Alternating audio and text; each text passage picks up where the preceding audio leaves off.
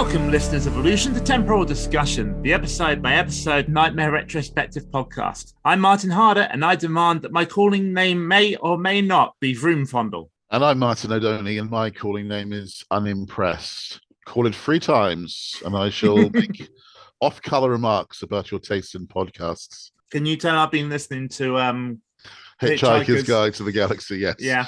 Straight away. I demand that I am Vroomfondle.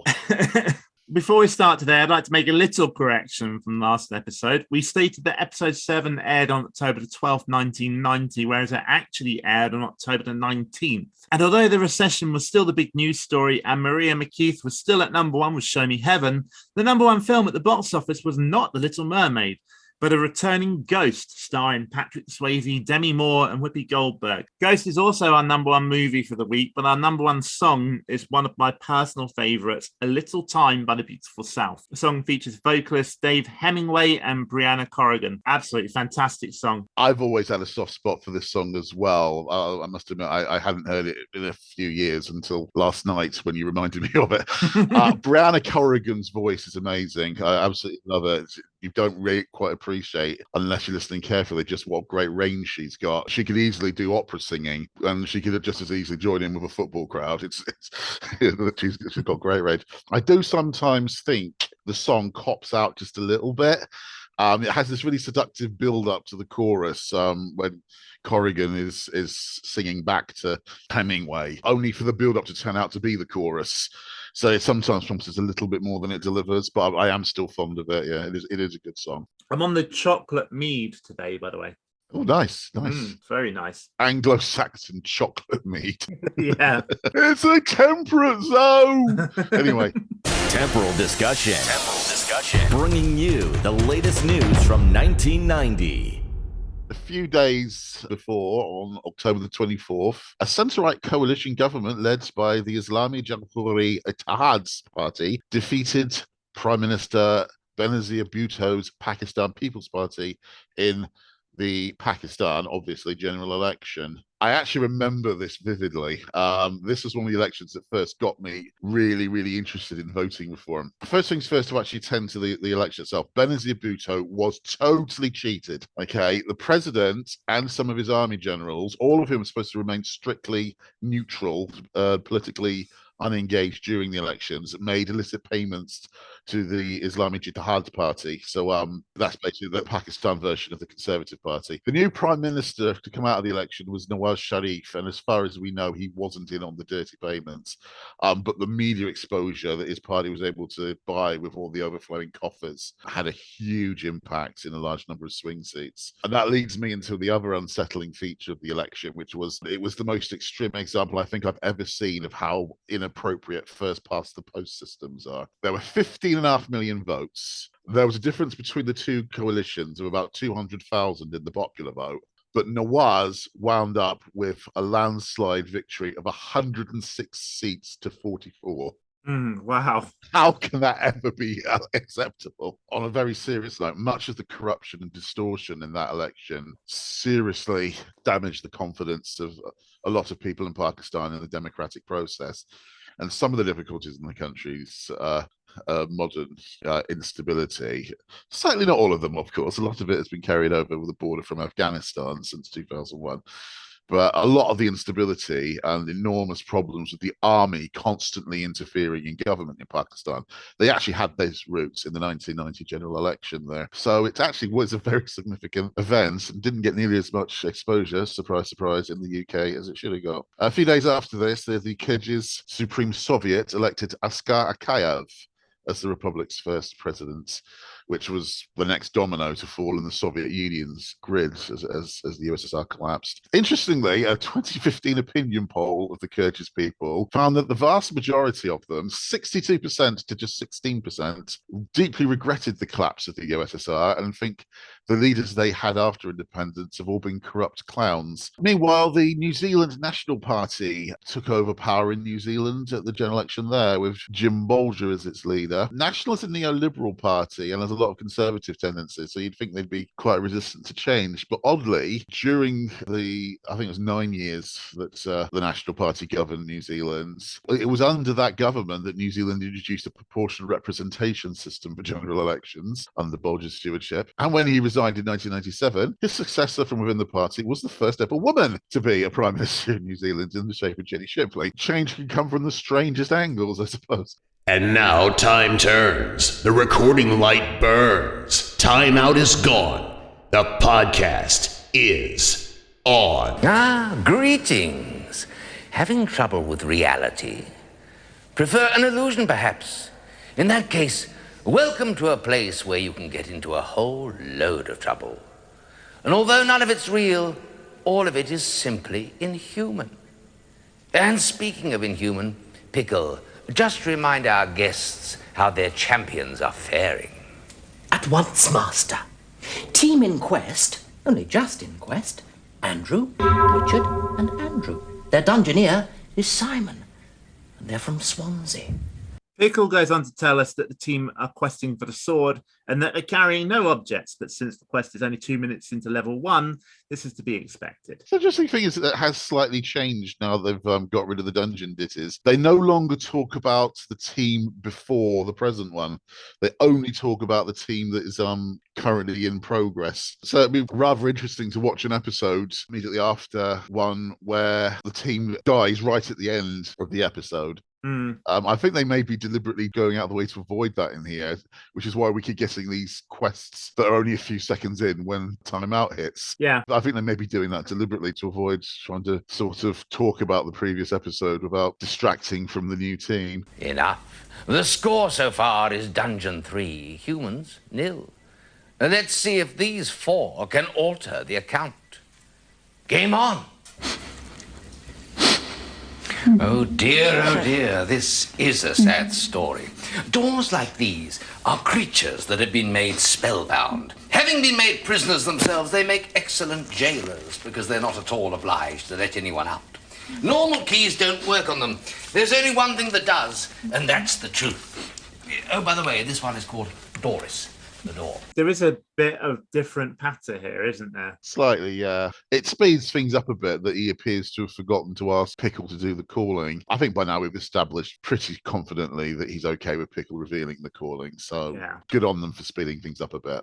Before we go any further, though, we probably need to talk about this golden letter N that's appeared in the window of the castle.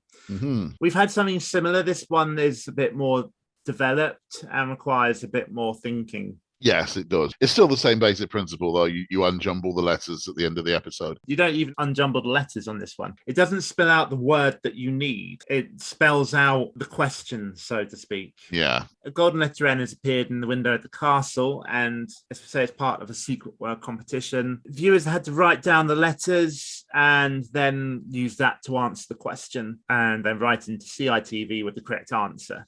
All you've got to say is true and false. False and true. Open up and let us through.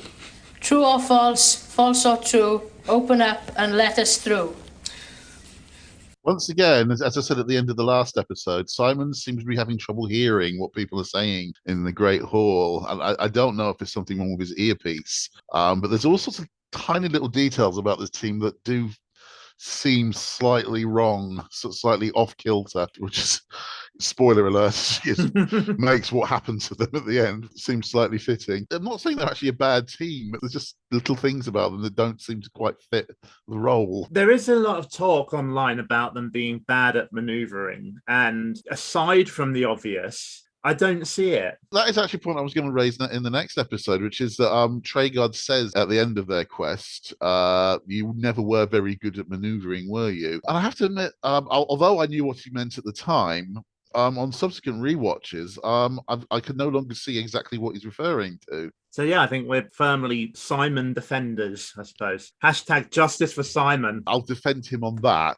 I'm not necessarily going to defend him enormously on other things. Well, no. But yeah, I don't really see quite what was so bad about the manoeuvring of this team. Yeah. They got weaknesses, but that isn't really one of them. Shall we do the calling? True and false, false and true, open up and let's through. Okay. Do we need to dwell on it? I think we have heard it once or twice before.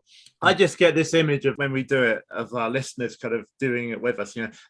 Listeners, tell us, when we do the calling and stuff like that, do any of you actually join in? Just out of interest. And how many do it in a sarcastic voice? Sort of, true and false, false and true. Open up and let us through. Do you like that, or do you say true and false, false and true? Open up and let us through. Like a cheerleader. Oh my God! Go Traegard! Yeah. So many people are going to be taking the sound of us chanting that out and putting it into all sorts of things out of context now to make us look like we're fools. When Doris replied, it seems that the production team have forgotten to add the distortion effect to her voice. Yes. The process for distorting a voice like that is called flanging. The voice has been flanged. It's now a more clearly defined female voice. Something's wrong with the voice phalange. There's no phalange. Oh my God. This plane doesn't even have a phalange. You are a disgrace, you are. I just don't know where you get it from. But yeah, some of the alterations previously used a piece of been bypassed now. And I don't know if that was a conscious decision. They may just have thought that it was a bit easier to understand her without quite so much of the effect on it. The pitch has been altered. Yeah, it's higher pitch. That's what I mean when I say it's more obviously female now. Oh dear. Oh dear. I hear.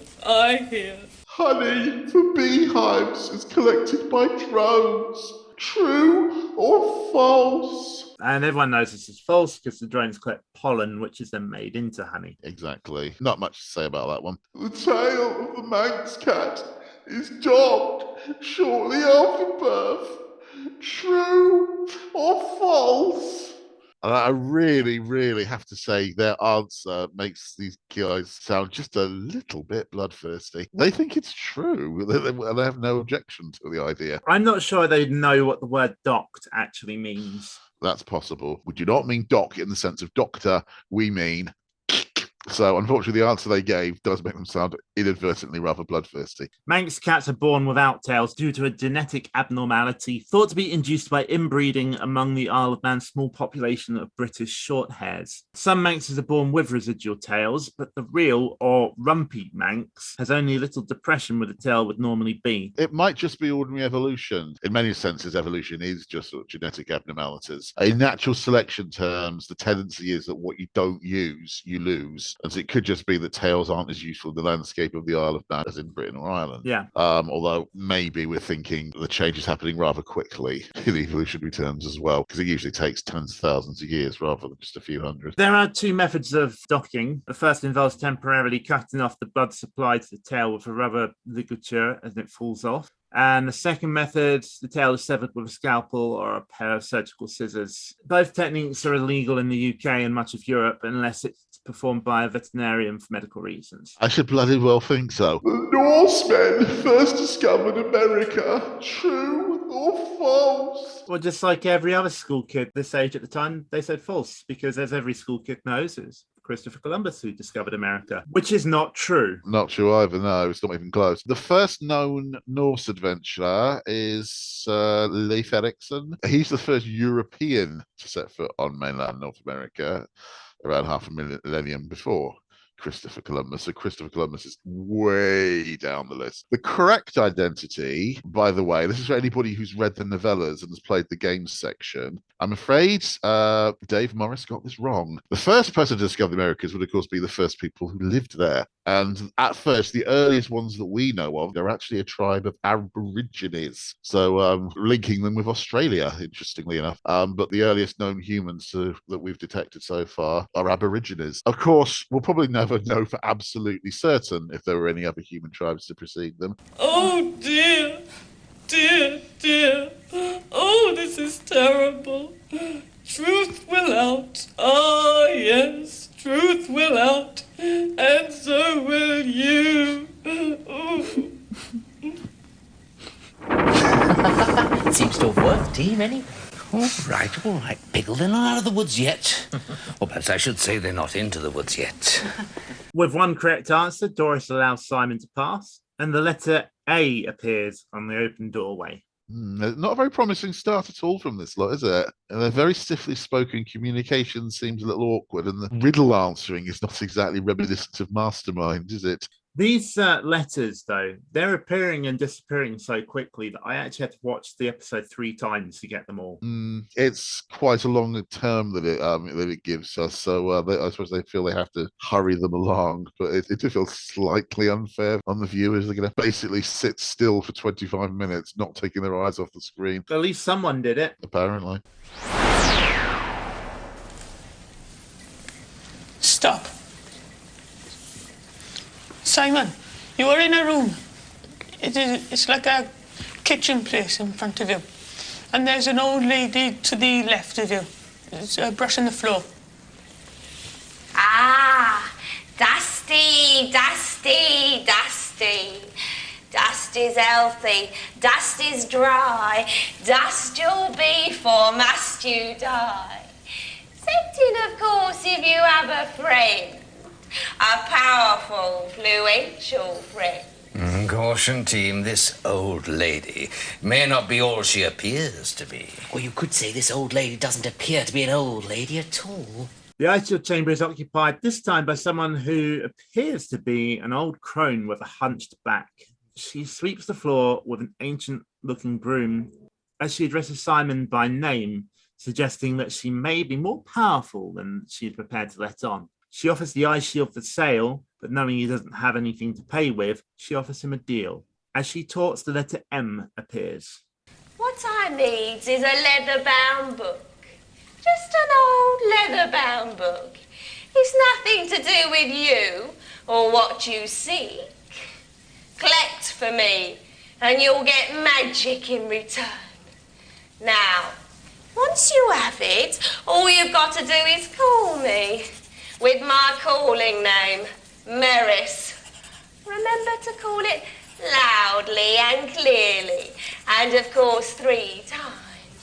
Although the team don't know it at this point, Malice has given herself away to us avid watchers by revealing her calling name. Can I just ask, is there any other season of Nightmare that features so many pointless disguise moments as season 4? You think of all the times Merlin is hiding his face in a cloak and yet everybody can recognize his voice. And now we have this scene where Malice is pretending to be Mistress Goody. Why? If Malice had appeared in an earlier chamber, that would make it worth having her in disguise. But this is silly. There's no reason for it. This is like one of those Doctor Who episodes in the Peter Davison era where the Master is constantly disguising as someone else, but the people that he's surrounded by wouldn't know who he was anyway. So why bother? Maybe she was just sweeping the floor because it was genuinely dirty and she was a bit cold, so she had a cloak on.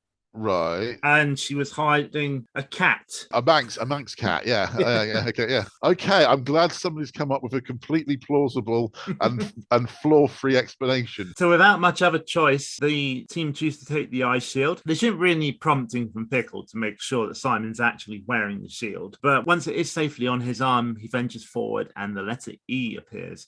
What I've actually noticed whilst watching this again, it's not safely on his arm. No. He's holding it with both hands. He is. He tries to put his right hand into the handle, whilst the other handle, the one opposite, is on his left arm. I don't know if this is where they're getting the idea from that he's bad at manoeuvring. It's not so much that he's bad at manoeuvring as he's bad at putting on the eye shield, and that slows down his attempts to start manoeuvring. Can you walk forward, please? Look, Master, the eye shield's working. Yes, it seems.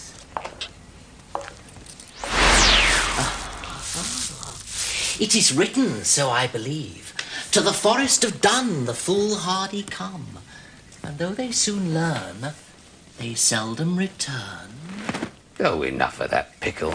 Anyway, I don't believe you can read proper writing. So the locations are the same so far, but the dialogue is a little bit different, at least. The usual video footage taking us down the usual passive path through the usual woods. Pickle says it sounds like the team have company. Traeger concurs, adding that it doesn't sound like pleasant company. That appears to be them reacting to the wolves. I'm just totally fed up of seeing that sequence by now. It doesn't really matter what commentary they put on it. It still comes to the same thing and it still arrives at exactly the same place. Simon. Yes. You're in a sort of clearing in the woods, and there's 2 tree trunks and a couple of stumps around you. There seems to be a path going off somewhere. There's someone just come in. He's heading backwards towards you. Hold up there. Hold quite still, or I will blip you, and then I will blop you. Here's some looting. It's Fatilla moonwalking into the clearing. I could swear I've seen Michael Jackson walk like that onto stage during a televised performance when he was in London in 1987. This symbol that appears in the upper right corner of the screen, here it's representing a space because the competition thing that they're doing has more than one word. I couldn't find out much about it. You found out a little more, didn't you? I found out a possibility. I don't know if I've got this right, but what I did notice was it does resemble Celtic symbols. The symbol in particular is the Sech Baithol. I hope I pronounced that right. Greatest apologies to the people of Ireland if I didn't, but I think it's pronounced Sech Baithol.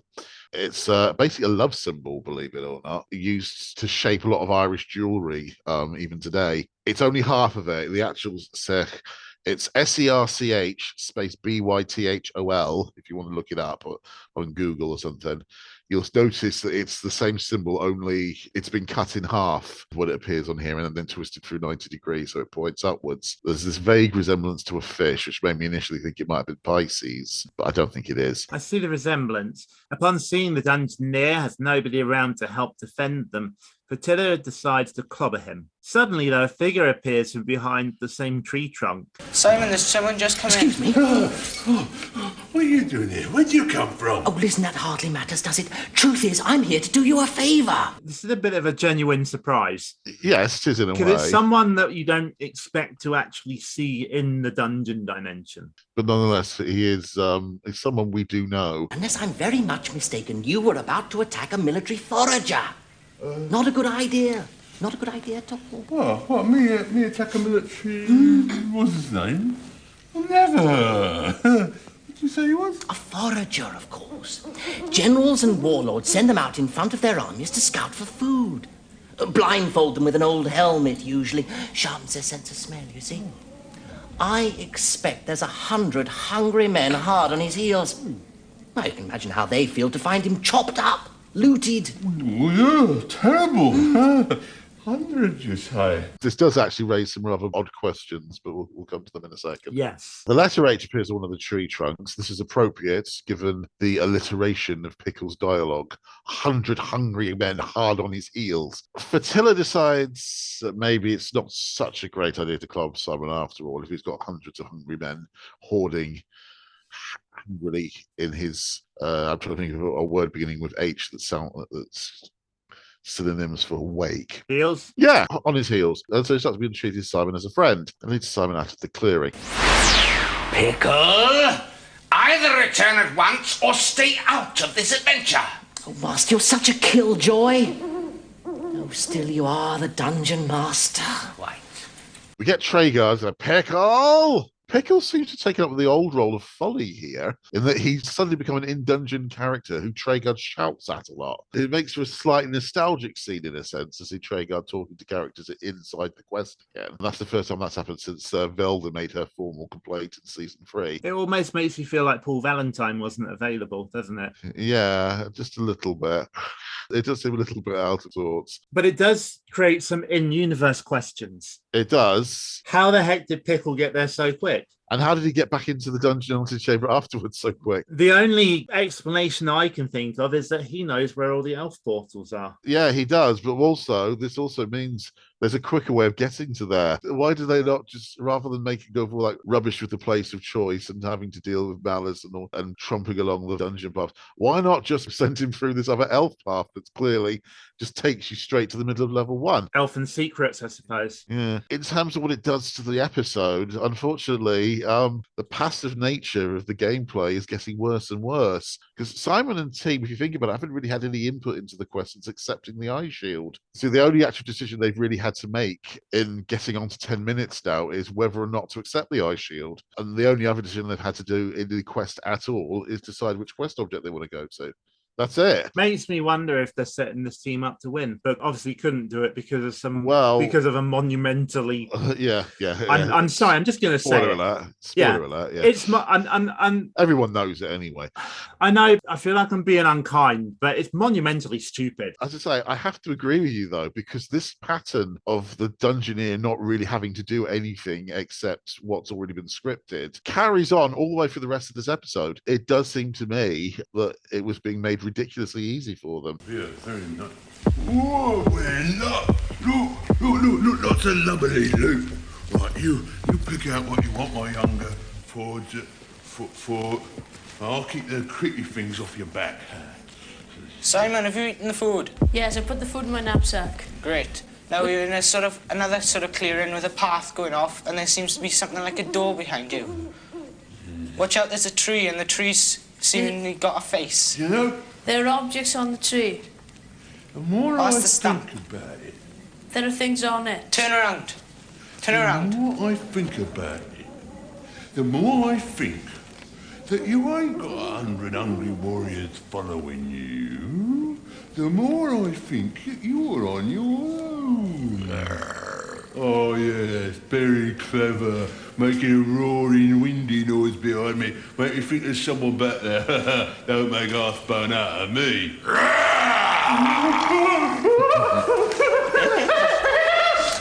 Leave mold. One thief has gone, but the other remains. Stand still, thief. Do as you're told for now, Simon. This creature may have done you a favor, but now it means you no good. Quickly, Pickle, you're at home in the woods. What sort is this? Well, if my memory serves me well, Master, this is something called Oakley.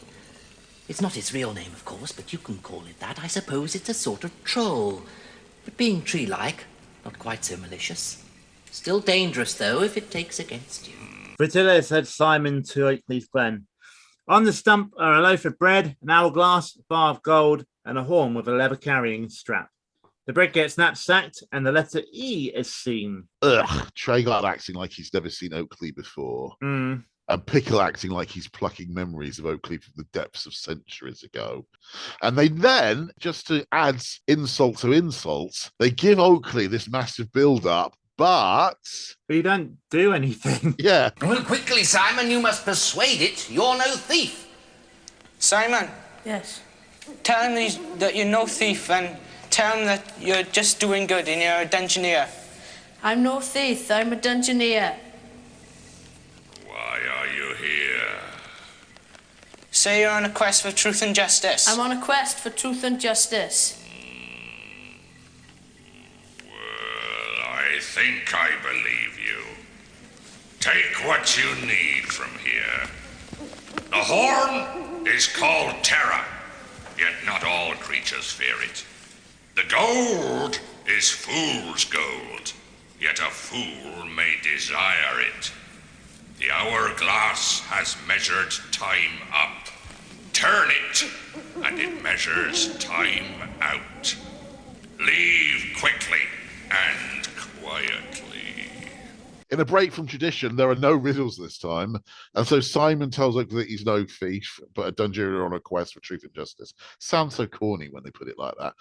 And he says, well, I think I believe you. Oh, that was easy. First of all, bonus points for not just having another riddle contest. Which is fine, yeah, but there's still got to be some kind of challenge here. Yeah. Or some kind of threat. It's so easy. Just saying, I'm not a thief. Oh, all right, I believe you. That was too easy. Maybe like a couple of chambers earlier, maybe they could have learned about a plot to, I don't know, cut him down or something. And they could have told him about that so he would trust them. Yeah, there's so many other things they could have done there. But instead, he just accepts that it's not a thief, gives all this information about the clue objects, just like that, and then he just goes back to sleep. What a waste. And so again, Simon is being helped by the script because he doesn't have to do anything. The way that Oakley talks about the clue objects, it doesn't necessarily say which one not to take. He does say the gold is fool's gold, but a fool may desire it. But that could be taken as maybe they come across Fritilla again later. A lot of clues are worded a little bit ambiguously, aren't they? There's nothing unusual about that. I guess. Yeah. The team are getting a free pass here again. Everything is being done for them here. After a brief discussion, the team decide to take the horn and the hourglass, and as Simon picks them up, a haunting appears. The team refer to it as a ghoul, and there is some debate amongst the nightmare community as to what exactly this is. Some refer to it as a forest spirit, while others believe it's a prototype of what would eventually become the infamous puka. Yeah, I call it a forest phantom. It is probably a precursor of the puka, especially with the sort of slightly rounded, inverted pyramid shape of it. But it's never named as such in season 4. And in the end, if you look at that in the cold light of day, it doesn't really look that similar to the puka. The faces are different parts of the pyramid. When the puka is deployed in later seasons, it's computer generated with much more freely moving eyes and mouth. But I do think it is loosely based on, because you do get a bit of eye movement with this hand-drawn forest phantom and a bit of mouth movement. And they just realized it would be easier to make it more alive with CGI. Hello, this is the voice of Jake Collins, here to tell you about pukas. First, I want to make it clear that I do not approve of terminology policing. Different Nightmare fans have lots of different names they like to use to refer to characters, creatures, locations, etc. from Nightmare, and I believe, as I've always believed, that we should all be free to do so, without being told by other fans, you're wrong, it's not called this, it's called that. My intention today is to present the evidence that the forest ghouls of Series 4 and 5 are and always were intended to be pukas. By doing this, I hope to assist any listeners of this podcast to make an informed decision about whether they'd like to join me on Team Puka. Incidentally, if you're saying to yourself, there aren't any forest ghouls in Series 5, are there? The answer is, yes, there is one, very briefly, very pointlessly, through the eye shield, rather erroneously making a skull ghost noise. For some years I always used to refer to the Series 4 and 5 pukas as forest ghouls or forest phantoms, because indeed that's very much what they are. Quite obviously they're a forest version of the skull ghosts. But I was moved to update my own personal terminology for these creatures when I read a lot of back issues of The Quest. And one of the features in an issue of The Quest that was published sometime during Nightmare Series 7, there is a feature called An Interview with a Puka. And the only thing I can remember now that was in this interview is that the Puka said, I am now in my 4th series. When I first read this, I was very confused. 4th series? This is to go with Series 7, surely it means 2nd series. Oh, I suppose the forest phantoms from Series 4 and 5 are supposed to be early pukas, even though the term was never mentioned on the show during those 2 series. Now this was quite sufficient evidence enough for me to start referring to the forest ghouls in Series 4 and 5 as pukas, as I could very much accept that they were an earlier version of the pukas as we know them from Series 6 and 7. Of course you could say, well that's only a retroactive piece of evidence from 1993 when the term puka was already established. However, the second piece of evidence I wish to present today does predate Series 6. The Nightmare board game was released in 1991, which unsurprisingly means that the last series it takes any inspiration from is Series 5, and really that's just the inclusion of the Fright Night, by which I mean of course the new style Fright Night as presented in Series 5, sliding around behind Lord Fear and providing sinister signposts in the dungeon from time to time. There's an inlay in the board game box which has all the characters in a nice array for you to look at, with the character name next to each picture. Quite a few of these characters have been taken directly from Series 4. The Barbarian is very clearly Fatilla, the Sword Mistress is Gundrada, the Ghost is a new style floating skull ghost from Series 4, and the occupant of the yellow-rimmed Level 2 chamber, which is actually the start chamber from Level 3 from the first 3 series of the television show, is very clearly a drawing of the Series 4-5 style Forest Phantom. And next to its picture on the box inlay, in 1991, before the new style of puka existed, that character is called the Puka.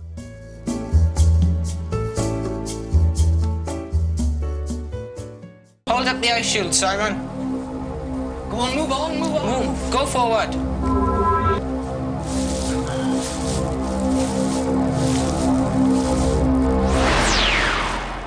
Simon, you're coming up to a large castle. You're under some trees and you're heading towards the castle now. Well, I don't know how we came here, but I know this place. It's called the Castle of Doom, and it's not inaptly named. The way into level 2 lies hidden here, but it's unlikely to be unguarded. The eye shield would seem to be doing the guiding, Master. Simon, you're heading for the door. Stop.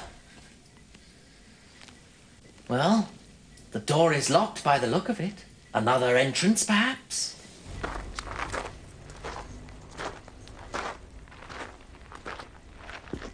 Goblins! No escape, Master. His exit is blocked. Use what you may and use it quickly. Horn. Okay. Simon, blow the horn.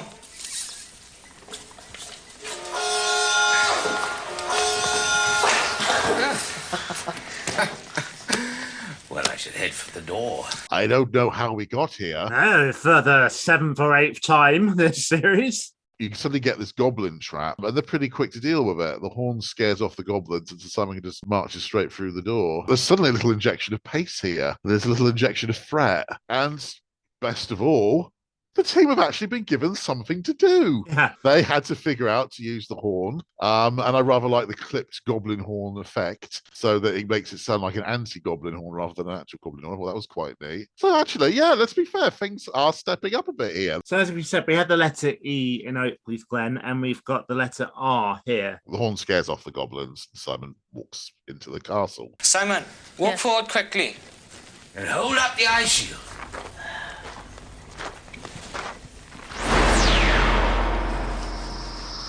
Where am I? You're in a large room. There's a well, but there's a large lizard by you. It's monstrous, Master. There's no way past. But they must reach the wellway. And they arrive in a wellway chamber. Oh, so having been a bit ambitious there and sort of got the threat built up, they've suddenly just gone straight to the wellway room. Oh, once again, Castle Doom is really seriously failing to live up to its name. We get the same symbol as before appearing on the screen, the Bythol thingy. Now, we've got this gigantic lizard, and Pickle is really trying so very, very hard to convince us that the lizard is blocking the path to the wellway, even though the wellway actually is in a clear line next to Simon, and the lizard is not crossing that line at all. I actually like what they're trying to do here. But if ever there was a time for Treguard to tell Pickle to calm down, it's...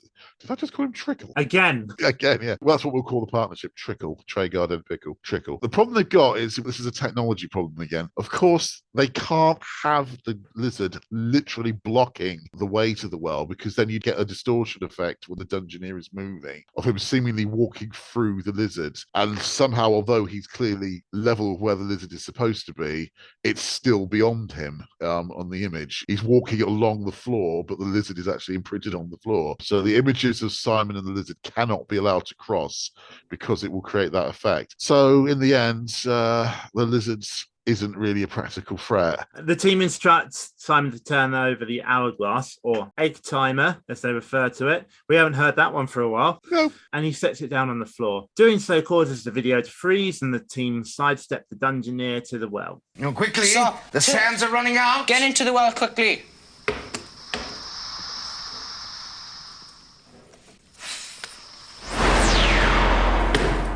Where am I? You're on top of a table in a room, and sitting next to you there's seems like a girl who's in stocks. There's a stool in front of you. Can you see it? Yes. Step down. Water!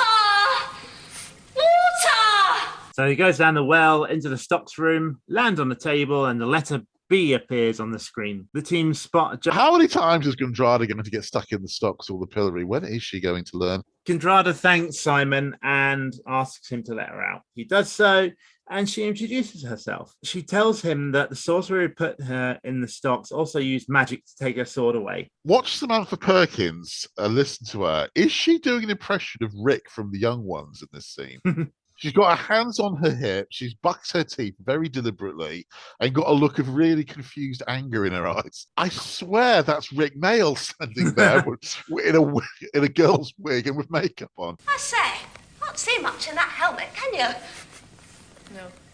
Suppose you must be quite a powerful magician on account of if you weren't, you wouldn't be walking around this place blindfold. Still, if you want to show off, that's up to you. Why does Gundrada never assume any other Dungeoneers are powerful magicians, given that they also can't see where they're going? She proposes that he help her get her sword back. In return, she'll chop off any heads that need chopping. Simon agrees without any discussion from his team, and Gundrada leads him out. And she's back to talking fondly about chopping people to bits. I do like Gundrada, I've got to admit it. I do have a soft spot for her. She's one of the better regular elements of the series. Yes, I had much bigger muscles when I was your age. How old are you, actually? 14. Ah, right. Simon.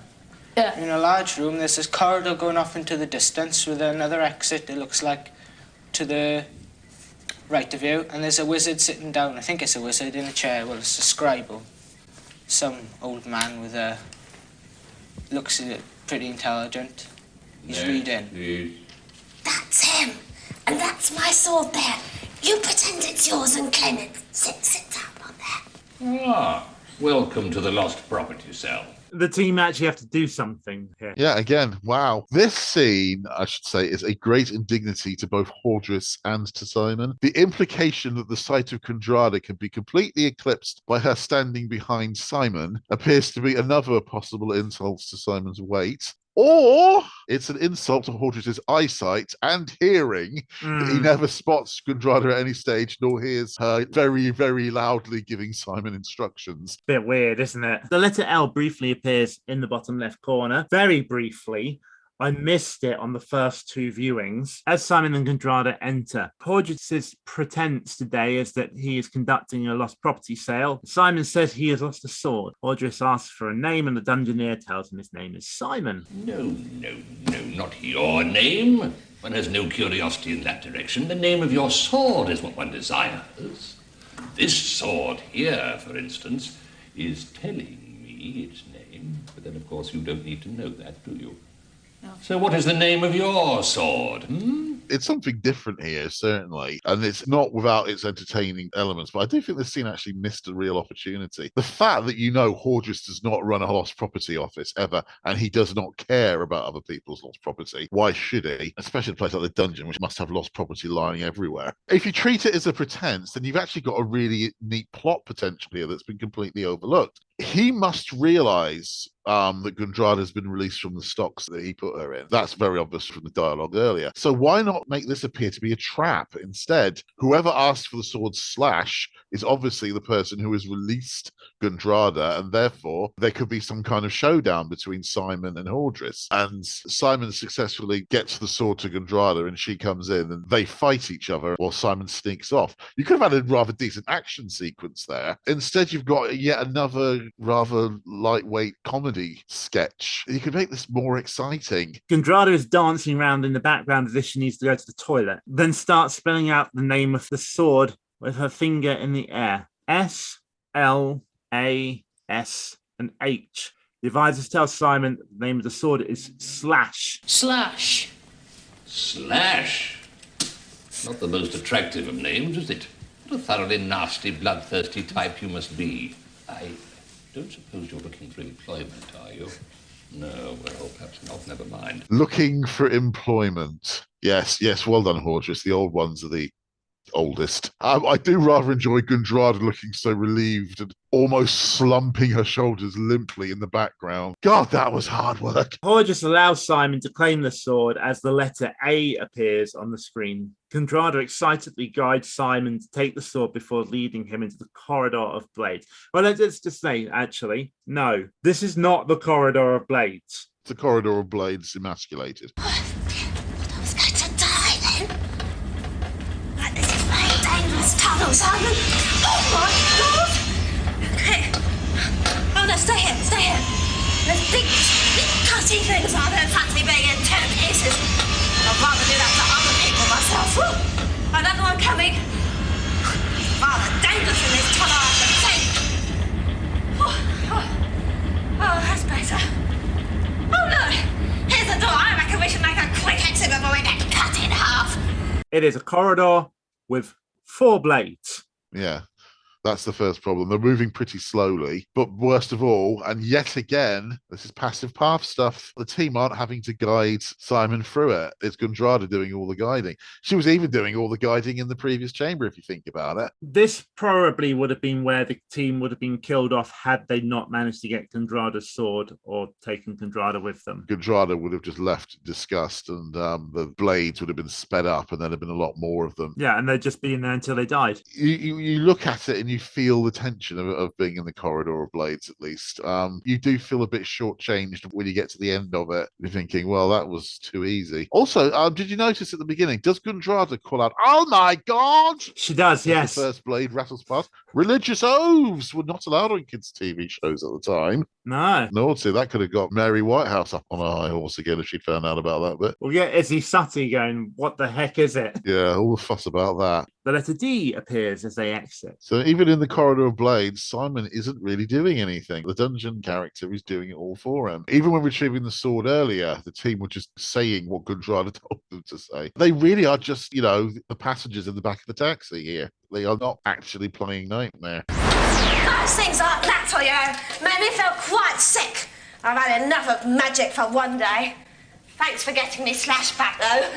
I had a dagger once called Gut, but I lost it in a dwarf. The letter E appears as Simon enters the courtyard. I think this is supposed to be the level 2 clue room in this case. Could you notice in the middle of the floor there's this massive pink blob of E paint that's clearly blotting out where the grilled up well hole usually sits? Yeah. Morning, team. A goblin hunting party has crossed Simon's trail. Warning, Master. Phase shift imminent. We're out of time. Oh, there. It's happened already. Yes.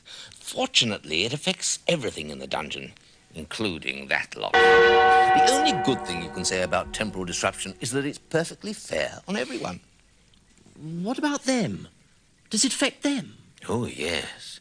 Worse than anyone. They've absolutely no patience at all. Until the action starts again, it's going to be absolute torture for them. Isn't it now? The end credit sequence this time is that montage of the Dungeoneer running through the woods, and we get the forest phantom and we get a genuinely scary bit of footage of Ariadne here. The fact that this is one of the better episodes so far of season 4 really just says it says more about how you are actually almost word for word what I've written on my own notes here. It is slightly better than the previous couple of episodes. You could argue it's better than any of the previous episodes in season 4. I don't know. I think the first couple of episodes are fine in and of themselves because they hadn't been copied from anything previous. The problem with the first couple of episodes is they were then copied by all of the following episodes. There's still much too much sameness here. The endless purple haze is now giving me the twitches, and especially bad is the gameplay has become so passive that they might as well have Simon sit in an armchair and have the dungeon characters carry him around. There is at least some different dialogue here. Well, the series is trying to become a bit more plot-driven, but it sort of struggles to achieve it without taking away the interactive fiction element. With more rounded characters and the spyglass routines that are in the later seasons, the series does start to get better at plotting, but it never compensates for the loss of actual gameplay. In that regards, you have to get used to the passive paths becoming dominant from here because the old style of gameplay never comes back. Once we start getting an overarching series narrative, it becomes a lot easier to deal with. Yeah, it's in many ways it can distract you better from how passive the gameplay becomes. Because you start becoming more interested in the story. Yeah. But it's not quite there yet. Yeah, it's not there yet, but there are some redeeming features of this episode. The Forest Phantom, as I say, may be a drawing, but it's a very well detailed haunting and a welcome addition to the Monster Collection. The lizard, even though it doesn't really do much, is at least something different. Yeah, and the end of level 1 saw a bit of a step up in pace and air of threat. The series is still capable of producing that air of threat that there was in the first few seasons. But as you say, for myself, that this episode is an improvement on recent fare says a lot more about how bad the recent fare has been than about how good this is. Sorry to lovers of season 4, but I'd still much rather watch season 2 again. The best of season 4 is still to come. If you've enjoyed the podcast, please give us a rating and a review on your platform of choice. It really helps us to grow our audience by reaching others who might be interested. You can follow us on Twitter. We're at Nightmare Pod, all one word, no hyphen. And our Mastodon is topspicy.social/@NightmarePod. Nightmare Pod again, all one word, no hyphen. To celebrate our new Mastodon account, the first person to toot us with the answer to the competition featured in this week's episode wins a t-shirt. If you want to support the podcast, we're Nightmare Pod on Patreon. Speaking of Patreon, here's a shout out to keepers of the Book of Quests, David N. Rabbit, Paul McIntosh, Peter Pulsford, and Scott Evans. Why do we need more than one keeper of the Book of Quests? Never mind. They're paying us money. Shut up. Okay. Advisors Benjamin Bloom, David Thompson, and Peter Sidorn, and Dungeoneer Peter Courage. Support us on Patreon at Dungeoneer level or above to get your name mentioned on the podcast. Higher level perks also receive merchandise, have access to exclusive episodes, and if you pledge as a keeper of the Book of Quests, we'll even offer you the chance to be a guest on the podcast. Our website is, of course, nightmarepod.co.uk. If you're looking for temporal discussion merchandise, and let's face it, who isn't, including t-shirts, stickers, and other products, it's at nightmarepod.redbubble.com. You can email us at podcast@nightmarepod.co.uk. And just keep telling yourself, it's only a podcast. Isn't it?